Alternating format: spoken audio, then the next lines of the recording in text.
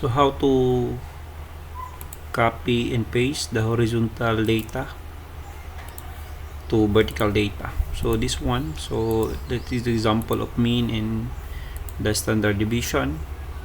So example, this data using Excel that is vertically, so horizontally, so we need to paste vertically.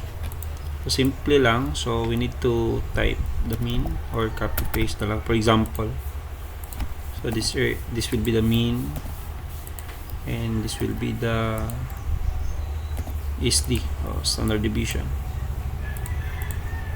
Okay, then after the typing the mean in standard deviation, we need to copy first the horizontal data.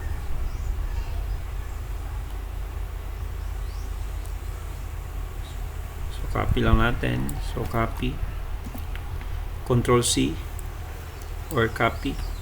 Then we need to click, then right click, then please click paste special, then click values, click transpose, then okay. Okay, from the horizontal to vertical data.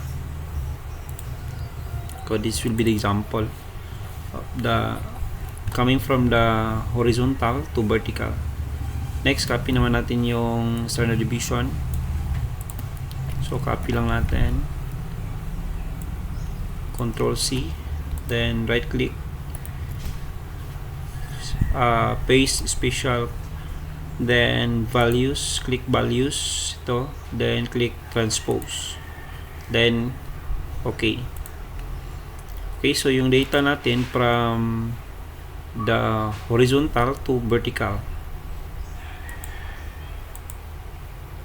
So yun lang, and I hope may natutunan. Thank you.